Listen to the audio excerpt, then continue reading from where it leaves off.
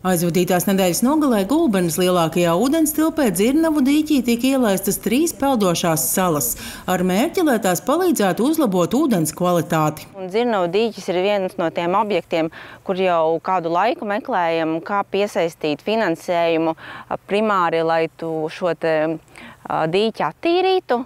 Un plus vēl arī iesaistamies dažādos projektos, kas ir arī ar pētniecisku nozīmi. Un tad, lūk, esam šī projekta Biofloat vieni no partneriem un piedalāmies gan šī projekta ietveros tiek ņemtas dažādas analīzes dīķa ūdenim, pētīts piesārņojums. Dīķa piesārņojuma galvenais iemesls ir meklējums pirms vairākiem gadu desmitiem. 90. gadu beigās te notika diezgan liela naftas produktu noplūde, un naftas produkti tika ieskaloti dīķī un nogulsnējās dūņās. Pa šo laiku ir veiktas 2 ekoloģiskās izpētes, kuru laikā tika konstatēts, ka kopējais naftas piesārņojums ir pa 30 gadiem samazinājies, viņš vairs nav tik liels, tātad tas iet mazumā.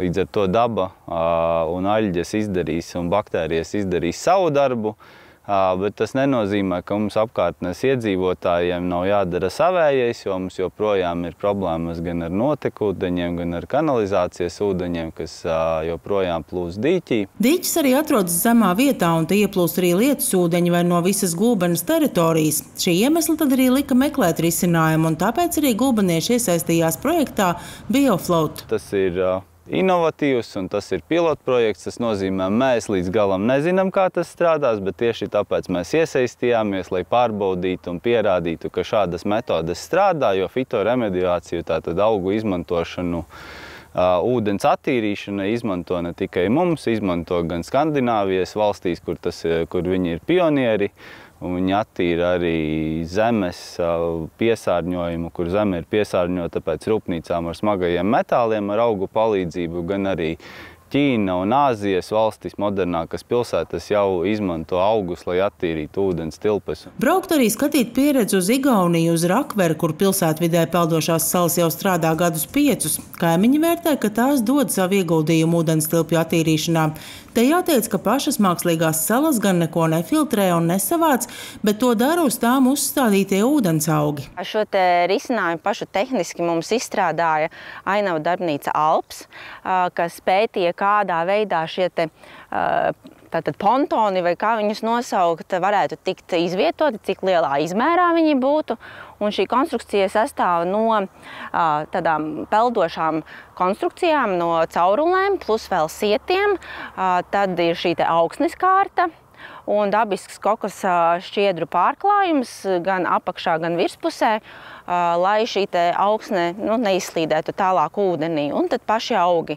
Augi ir izvēlēti balstoties uz pētījumiem, kas ir šie augi, kas visvairāk uztver šīs negatīvās vielas no apkārtējās vides. Šis ir savā ziņā eksperiments, ar kura palīdzību ir mērķis palielināt arī iedzīvotāju izpratni par zaļo infrastruktūru un bioloģisko daudzveidību pilsētā. Ir arī ziedoši augi izvēlēti. Protams, jāņem vērā, ka daba darīs savu, gan arī daži putni ieviesies savas izmaiņas, citus augus šeit ienesīs, bet ceram, ka saglabāsies šis ziedošais arī elements, un viņas būs arī vizuāli skaistas un pievilcīgas. Jo arī šo dīķi paredzēt ietvert kopējā maršrutā pa Gulbenes pilsētu, un šis būs viens no pieturpunktiem, kur apstāties un tātad iepazīties ar to ūdenstilpi, gan viņa vēsturi, gan arī nākotni, un apskatīties šīs salas. Šis ir Eiropas Savienības atbalstīts starptautisks projekts, kurā kā partneri ir arī Igaunija un piedalās arī Cēsu novads.